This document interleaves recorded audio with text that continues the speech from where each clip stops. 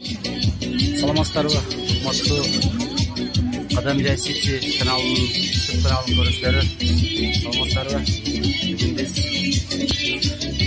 Кадам Жай районунун Тамаша айылынын көк мойнок этно эс алуу борборунда турабыз. Келип ойноп күн ачып берсеңиздер болот. Жайлоо аябай сонун экен. Азыр дагы калгандар көрсөтөм.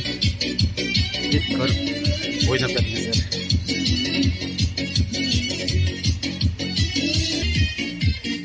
Ушундай сонун жерлери бар экен. Эс алуу жайлары. Келип күн ачып бериңиздер.